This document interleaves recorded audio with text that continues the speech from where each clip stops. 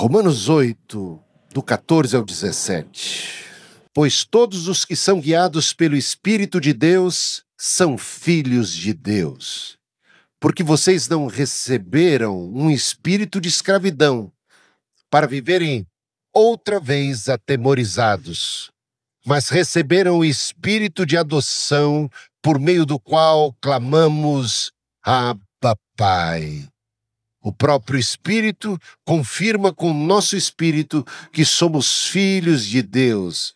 E se somos filhos, somos também herdeiros, herdeiros de Deus e co-herdeiros com Cristo, se com Ele sofremos, para que também com Ele sejamos glorificados. Amém, amém. Bendita a palavra do Senhor, pode assentar.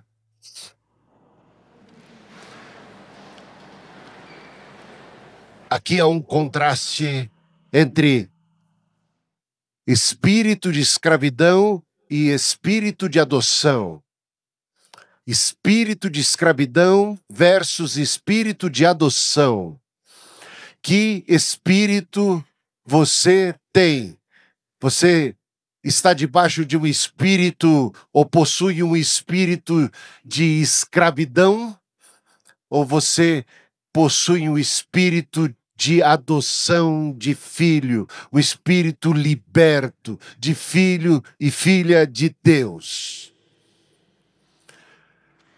Tem você uma mentalidade de escravo ou uma mentalidade de filho? Você pode estar na igreja, você pode parecer livre,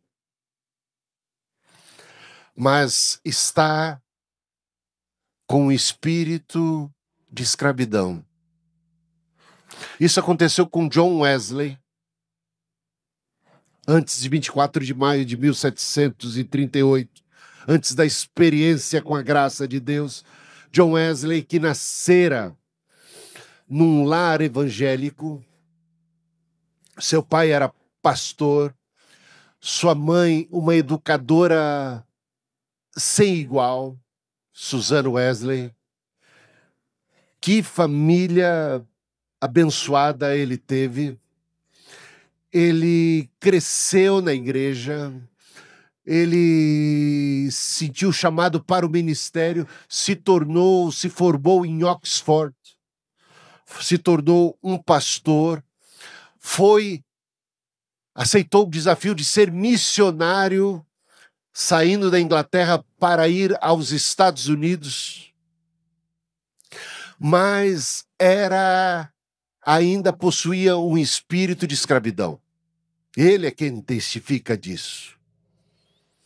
Ele diz assim, que nesta oportunidade, nesta condição, nessa altura da sua vida, ele ainda era escravo do medo, tinha o espírito de escravidão e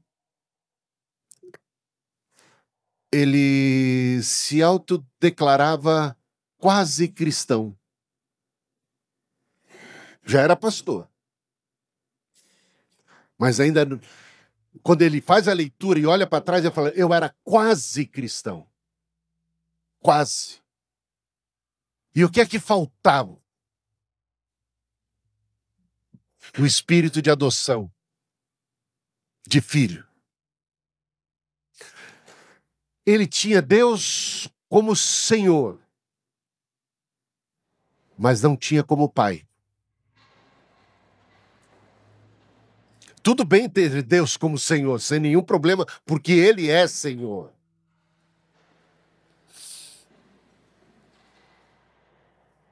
Mas Jesus nos ensinou a orar dizendo, Pai.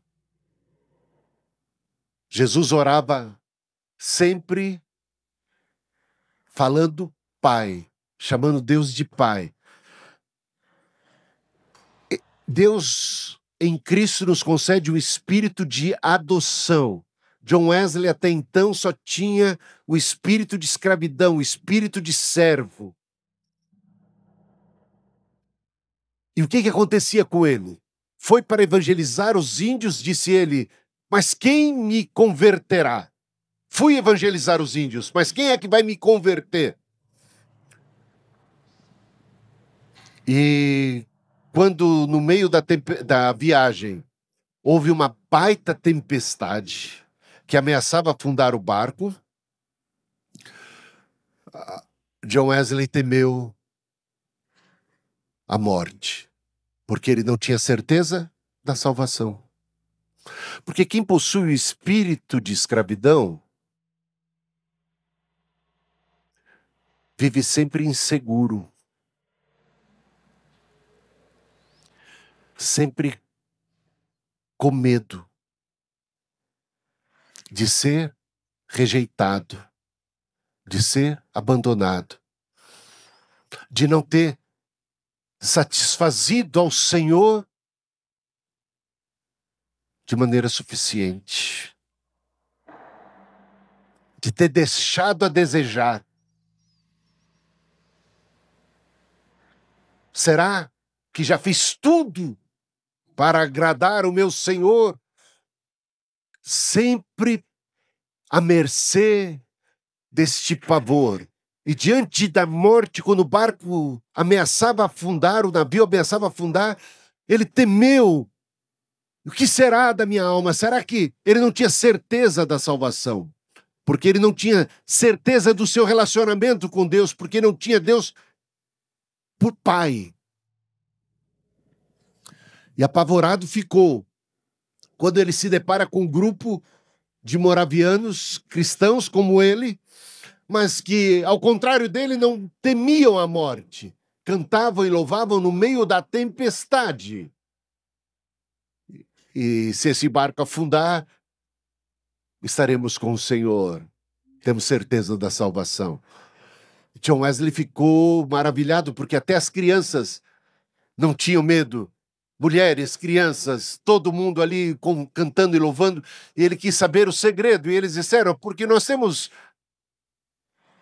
certeza da salvação. Como vocês podem ter certeza da salvação?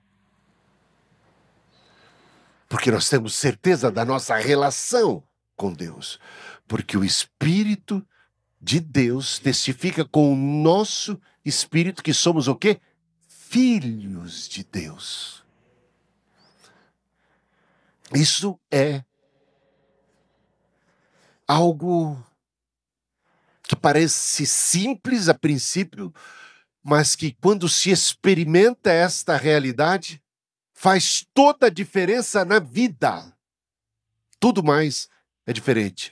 E foi só então, a partir dessa experiência dramática, que Wesley, um pouco mais adiante, vai ter a experiência com a graça de Deus, com o perdão, e vai sentir pela primeira vez em toda a sua vida a certeza de que os seus pecados foram perdoados e ele foi aceito na família de Deus e agora ele era um filho de Deus. E ele tinha agora confiança no amor do Pai. Quando a gente fala de pai, também é bem perigoso, porque dependendo do pai que a gente teve, a nossa relação com o nosso pai natural aqui na Terra pode não ter sido das mais felizes, então normalmente não foi perfeita, certamente não foi. E aí a gente pode transportar esse conceito de pai para a nossa relação com o Pai Celestial. Mas o nosso Pai Celestial é cheio de amor e de compaixão. Ele é perfeito, ele é santo, e ele é fiel, ele é leal, ele é confiável. Isso é importante entender. Estamos falando de um pai perfeito, de um pai amoroso que ama completamente, perfeitamente. E isso é que nos dá a segurança, é uma segurança do seu amor, da sua bondade, da sua graça, da sua redenção, da sua salvação. Agora, Wesley experimentou, então, essa alegria da salvação, essa alegria do perdão, essa certeza do amor do Pai. E eu vou aqui colocar para vocês algumas diferenças, algumas distinções, um contraste entre a mentalidade de servo ou de escravo e a mentalidade de filho. Ter uma fé do tipo fé de servo, desse relacionamento com Deus na base de ser servo e outra na base de ser filho. Veja só a motivação é completamente diferente, gente. Qual é a motivação de um escravo? As chibatadas. Hã? O medo. Aliás, ele está ali por quê? Porque não tem outra alternativa, porque ele está na escravidão. E essa escravidão se estabelece como? Pela força. Se impõe como? Pela força, pelo medo, pelo pavor. Quanta gente tem uma relação com Deus na base do pavor? Quanta gente que se tirasse o medo, aliás, eu até diria, se tirar o inferno, a igreja fica vazia às vezes, né? Porque será que as pessoas querem Deus por Deus ou querem Deus só para fugir do inferno? Qual é a motivação? É o castigo? É o juízo? Ou a motivação? É o amor? É a gratidão? É o gosto, é o prazer, é a curtição de estar com Deus, é a paixão por Cristo, pelas coisas do Senhor. A outra é a questão da obediência. Uma obediência de servo se dá sempre pela obrigação, sempre pelo dever. E a outra é sempre espontânea, livre, apaixonada. Eu já contava a experiência de que a Cristina foi para... Quando eu namorava com ela, o pai dela mudou-se de igreja, foi designado para Cangaíba, e de Cidade Ademar, onde eu morava, onde ela também morava até então, para Cangaíba, eram 3 conduções que eu tinha que pegar. E eu fazia isso com toda espontaneidade, nunca foi pesado para mim. Mas fosse meu chefe, meu pai, pedir para eu cumprir uma obrigação, ia falar, tem que pegar 3 condições para chegar lá. Veja a motivação, veja a questão da obediência. Vocês sabem que o pessoal faz acampamento. Eles fazem acampamento. Aquela moçada faz acampamento para conquistar o ingresso e depois para ter o melhor lugar no show, uma coisa assim. Eu fico vendo. Eles estão fazendo isso por quê? Porque alguém mandou, porque é uma obrigação? Eles estão fazendo um sacrifício daqueles. Qual é a motivação? Eu estou querendo mostrar que quando você tem uma paixão, aquilo é leve, aquilo é uma aventura, aquilo... A relação é outra. Agora, quando é obrigação, quando é mandamento, quando é medo, é tudo mais pesado, é tudo. E Jesus disse, o meu fardo é leve e suave. Se o fardo é leve e suave é porque a motivação é tremenda, é porque ele está junto, porque essa jornada é uma outra pegada. Bom, o relacionamento com Deus. Encara Deus, quando você tem a mentalidade de servo, você encara Deus como um policial onipresente. Na sua marcação, marcação cerrada. Ai de você. Então, isso fica bem tumultuado, hein? Fica bem ruim essa relação. Você tem a Deus mais como um estraga-prazer, alguém que vai te punir, alguém que é contra você e que está ali te observando para te punir. E quando você tem a mentalidade de filho, é diferente. Deus é pai. A presença dele é gostosa, é boa, é prazerosa, é uma relação de amor. Então, a identidade espiritual, uma é de escravo, a outra é de filho. O escravo não tem direito a nada. O Filho é herdeiro de Deus, co-herdeiro juntamente com Cristo, como diz aqui. E a segurança? Que segurança tem o escravo? Nenhuma. E se o senhor dele for genioso, então ele está perdido. Ele tem dúvida constante, ele é inseguro. E o filho não, o filho tem confiança. O filho ele está no aconchego, ele está em casa, ele está confortável, ele tem a garantia do amor, do cuidado do pai. O filho confia, o servo teme. A disposição interior, normalmente, do escravo, do servo, é de culpa, é de temor, é de ansiedade, é de angústia, é de opressão. A outra não, é de liberdade. A do filho é de liberdade, é de alegria. O escravo está cumprindo ordens, está cumprindo mandamentos, ele está debaixo dos açoites. O filho está debaixo de inspiração, debaixo de instrução. É tudo diferente. A base da salvação, para quem tem uma mentalidade de escravo, são as boas obras, são os méritos, são as tarefas que você tem que cumprir. E você sempre vai ficar na insegurança se já cumpriu tudo devidamente. Já o outro não, ele está na graça, ele está na misericórdia. As boas obras sempre vão ser produto natural de alguém que foi agraciado, de alguém que é filho, de alguém que foi abençoado. O caminho espiritual de quem tem mentalidade de escravo é sempre religiosidade, mas não tem novidade de vida, não tem espontaneidade. Tem regras, tem que cumprir. Não vai dizer nunca como o salmista, alegrei-me quando me disseram, vamos à casa do Senhor. Não há essa motivação em quem tem mentalidade de escravo, só em quem tem mentalidade de filho. Esse não é o propósito de Deus. Nem por força, nem por violência, mas pelo meu espírito, diz o Senhor dos exércitos. Jesus, ele veio cativando as pessoas. Aliás, ele disse assim, quando o Filho do Homem for levantado, ele atrairia todos a si. O método, então, de Jesus de atrair as pessoas foi o de dar a sua vida, o de ser crucificado, o de amar. Ele não veio mandando nas pessoas.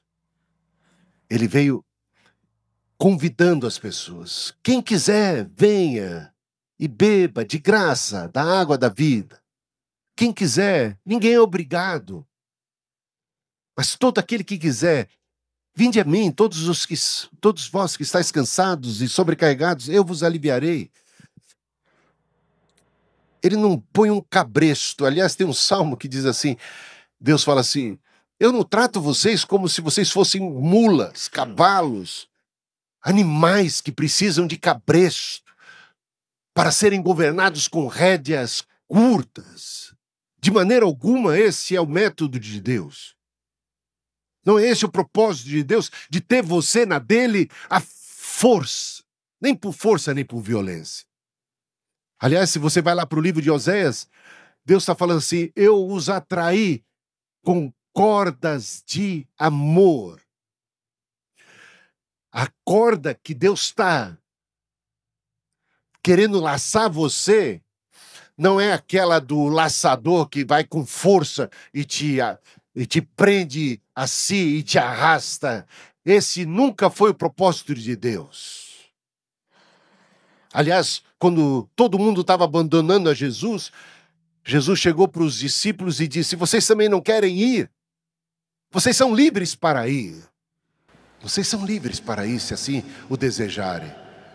Para onde iremos nós? Respondeu Pedro. Só tu tens as palavras de vida eterna. Nós estamos aqui porque estamos bebendo da fonte da vida eterna. Porque encontramos no Senhor a vida eterna. Estamos aqui espontaneamente.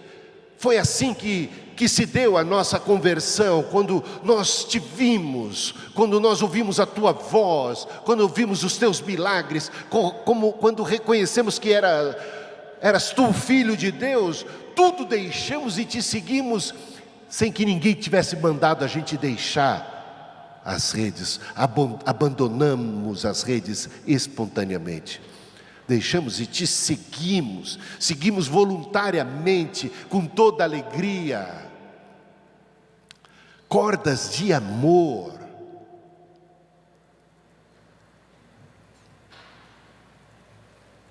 Filho pródigo, quando quis ir embora de casa, o pai, ainda que triste, permitiu. O filho quebrou a cara, deu-se muito mal, fracassado, regressou em frangalhos.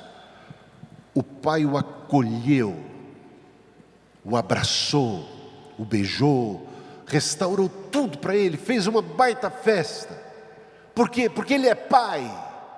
E quem é pai sabe, quem é mãe sabe. O amor de mãe, o amor de pai, de gente normal, pelo menos, estamos falando. Porque existem pais e mães que são a vergonha. O amor de um pai por um filho. E quando pensamos esse Pai Celeste, que segurança, restaurou, abraçou, não lançou culpa, não brigou, não chamou sequer atenção, cobriu de beijos e abraços e fez uma festa. Esse é o Evangelho, essa é a salvação em Cristo. E esse filho agora abraçado, tem que falar assim: mas eu não mereço esse abraço, eu não mereço esse beijo, eu não mereço nada disso, eu merecia ser castigado, merecia ser até, assim, deixar de ser filho, tratado como se não fosse. Mas o pai é amoroso, o pai é fantástico. E esse filho está marcado por essa graça, por essa misericórdia, por essa compaixão. Esse filho agora é um filho batizado no amor e na compaixão e na graça de Deus. Ele sabe o que é amor do pai. Ele sabe o que é amor. E ele valoriza esse amor e ele passa a ser agora um filho desse amor. Um filho dessa misericórdia. Um filho dessa compaixão. Essa vai ser a marca desse filho a partir desse momento. Alguém extremamente agradecido, extremamente devedor ao amor, e está confiando nessa graça maravilhosa. Se Ele me acolheu quando eu tinha aprontado todas, e Ele me acolheu, quanto mais agora que eu voltei, quanto mais agora, que segurança eu tenho agora? Está entendendo o que é a certeza da salvação? Se eu, quando estava perdido, rebelde, tinha aprontado, agora eu volto para casa esperando uma reprimenda daquelas, eu sou abraçado e Ele faz uma festa para mim, que segurança eu tenho de estar na casa do meu Pai? Ele me salva. Essa é a ideia, meus irmãos, essa é a ideia. Agora tem um outro lá, que o pai tinha 2 filhos, o mais velho, o que ele fez? Ele ficou bravo quando o pai fez a festa pro mais novo. Ele falou assim: eu o tempo todo aqui, eu o tempo todo servindo meu pai, e meu pai nunca me fez uma festa, agora chega esse outro aí, ele está fazendo tudo isso não é justo, isso não é justo, meu pai não é justo. Qual é a mentalidade desse outro filho? É mentalidade de escravo, é mentalidade de servo, é mentalidade de quem? Eu faço por merecer o amor do pai. Alguém aqui conquistou o amor do pai, meus irmãos? Tem alguém aqui, nesse lugar aqui, que fez por merecer o amor do pai?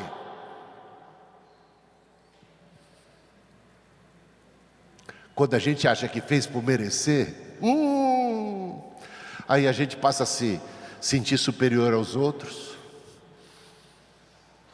fica orgulhoso. Se Deus vai salvar alguém aqui nesse recinto, esse alguém sou eu, porque afinal de contas eu sou isto, eu sou aquilo, eu faço aquilo outro, quero ver, não tem para ninguém.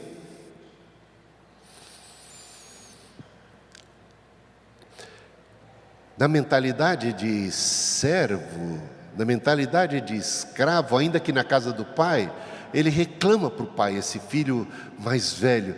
Ele diz: olha como é que o senhor está tratando o outro ali. Eu sempre tive aqui na tua casa servindo, e o senhor nunca me deu um cabrito sequer para fazer uma festa. Sabe o que o pai disse para ele? Mas calma lá, você é meu filho, tudo que é meu é teu, todo gado. Se você não fez uso disso, é porque você tem mentalidade de escravo.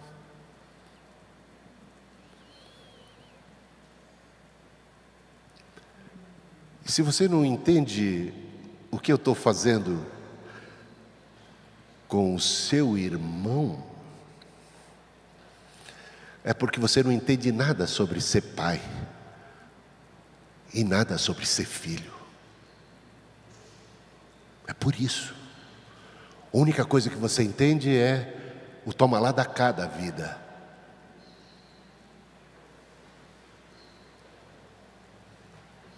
É o cumprir ordens, cumprir obrigações, fazer por merecer isto ou aquilo, comparar-se com os outros. E aí é que se complicam todas as relações humanas. Porque quando a gente se acha, porque era o caso deste, porque quem tem mentalidade de escravo sempre está se comparando, para baixo ou para cima. A gente falava hoje na escola dominical, aliás a Cristina foi a professora hoje, fiquei cheio de orgulho hoje da minha esposa.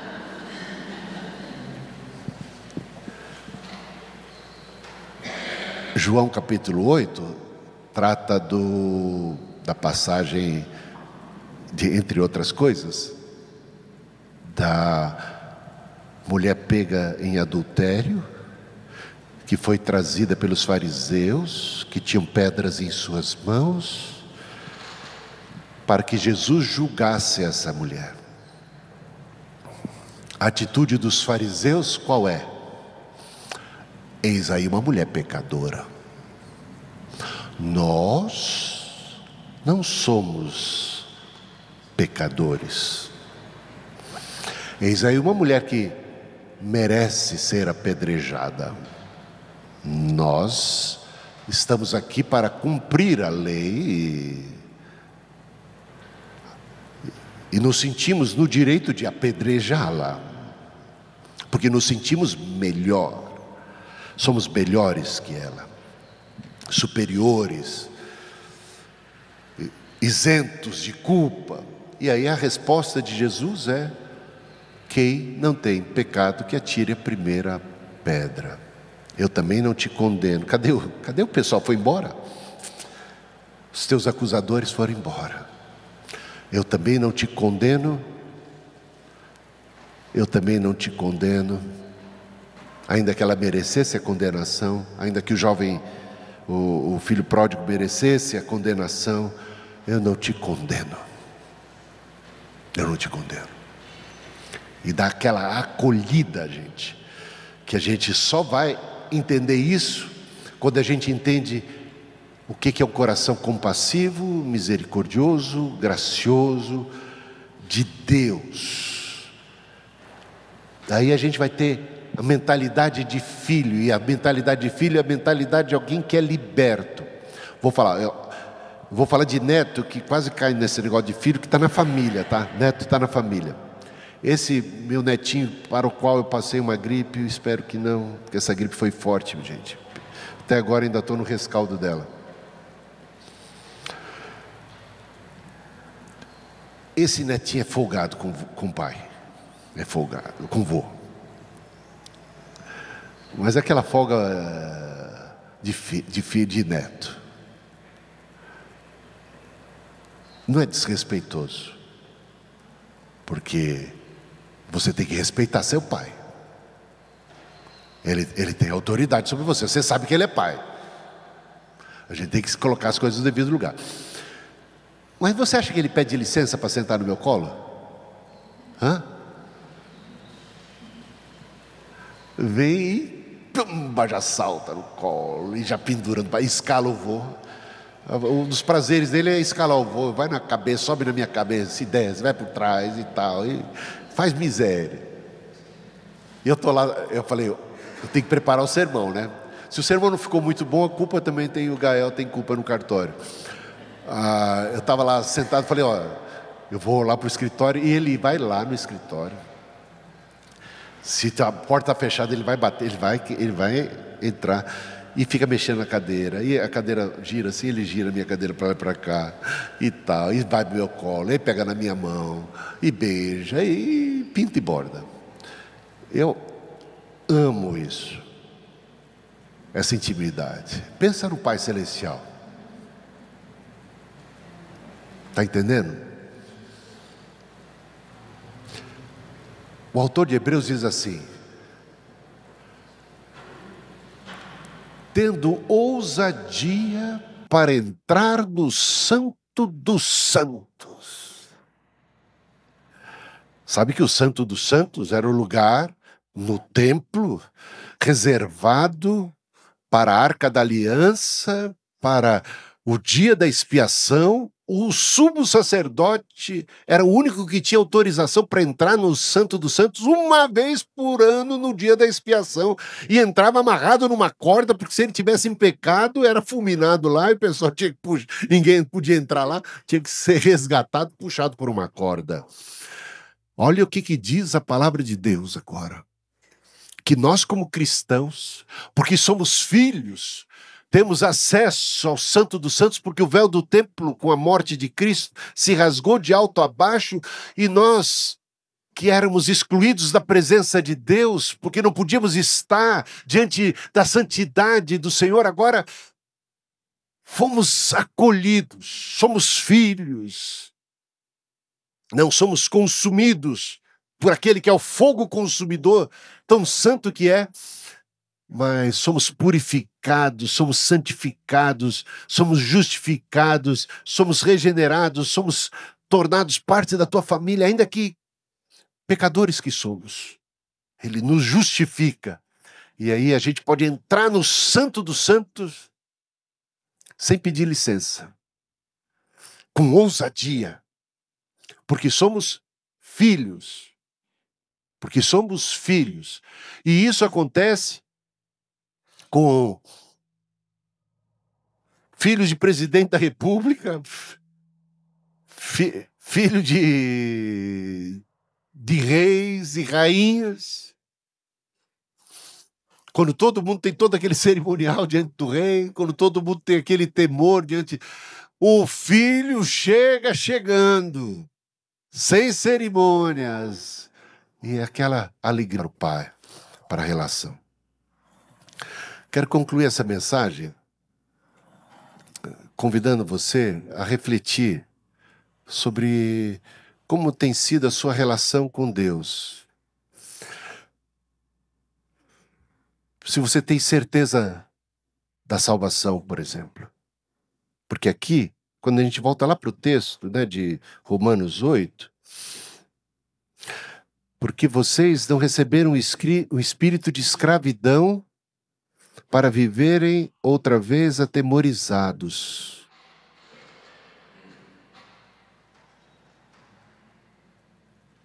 O amor lança fora o temor. Mas receberam o espírito de adoção, por meio do qual nós clamamos: Abba, Pai.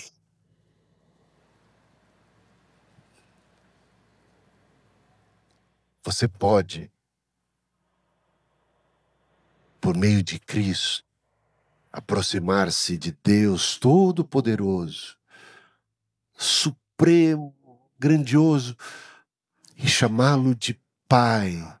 E saber que isso não é uma coisa pro forma, é por conta de uma relação viva. Deus concedeu-nos o poder de sermos feitos filhos, de Deus por meio de Jesus Cristo.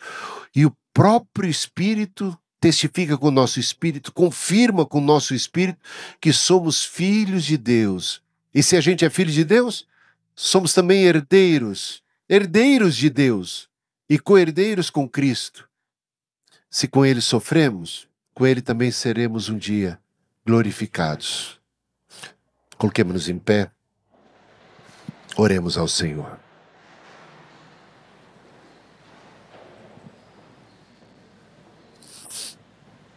Acho que vou precisar depois de um outro microfone para ir lá. Eu pego esse, né? Pai Celestial, te agradecemos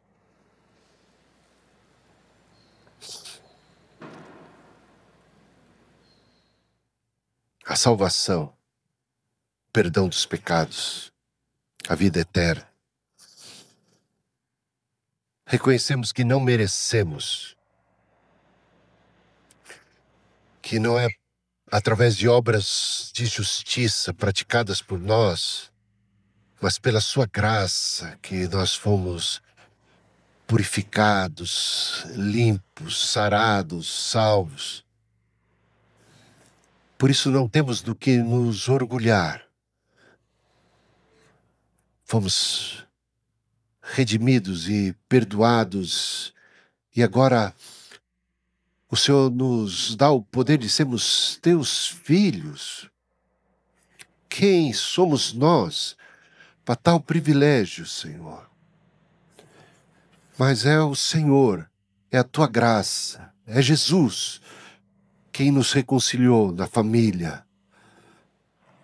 Ajuda-nos a nos libertarmos completamente de todo e qualquer vestígio de escravidão, de mentalidade de escravidão, de mentalidade servil.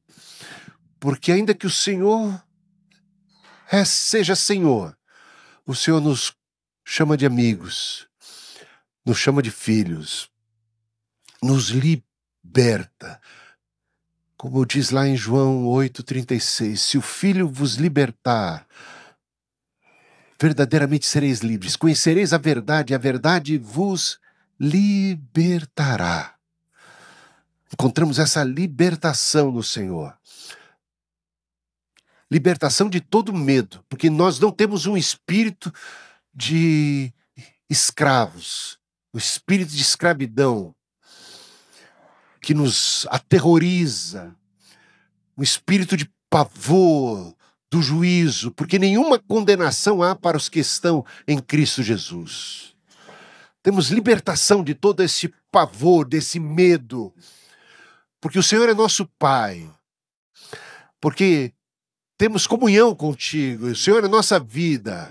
E é nesse amor que a gente quer viver e praticar boas obras e sermos abundantes em boas obras. Mas porque nós somos teus, porque o Senhor é cheio de boas obras, porque o Senhor é generoso, porque o Senhor é nosso Pai, porque queremos ser como o Senhor, porque estamos impactados pelo teu amor que nos leva às boas ações. Porque somos filhos, é isto. Porque é da natureza do filho praticar coisas boas. O filho não pratica coisa boa para ser filho, mas porque é filho, porque já é filho. E quem é filho tem o Espírito, porque o Senhor envia o Espírito aos que são seus filhos. Tem o Espírito do Pai. E quem tem o Espírito do Pai é guiado pelo Espírito do Pai. É guiado por esse Espírito. Esse mesmo Espírito que testifica com o nosso Espírito que somos teus filhos e somos herdeiros do Senhor, herdeiros da vida eterna. E a nossa maior herança é o próprio Senhor. Tu és a nossa herança, Senhor. A nossa herança é tê-lo como o nosso Pai. Isso é garantia, isso é certeza, isso é paz.